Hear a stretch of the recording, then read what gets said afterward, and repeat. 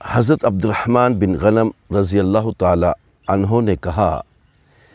کہ رسول اللہ صلی اللہ علیہ وآلہ وسلم نے فرمایا،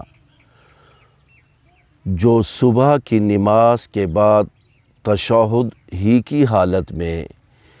قبلہ رخ ہو کر مدجع ذیل کلمہ توحید 10 مرتبہ پڑھے، اسی طرح مغرب کی نماز کے بعد، تو اس کے نامہ اعمال میں 10 نیکیاں لکھی جائیں گی، 10 اس کی برائیاں معاف ہوں گی، 10 درجے بلند ہوں گے،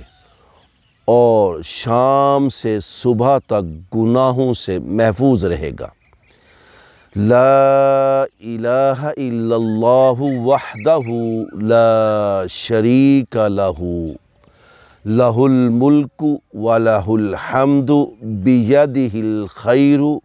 یحیی ویمیت وہو علی کل شیء قدیر۔ اللہ کے سوا کوئی معبود نہیں، وہ اکیلا ہے،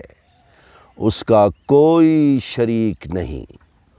اسی کا ملک ہے، اسی کی بادشاہت ہے، اور وہی حمد کے لائق ہے۔ بھلائی اس کے ہاتھ میں ہے، وہی جلاتا ہے اور وہی مارتا ہے، اور وہ ہر چیز پر قادر ہے۔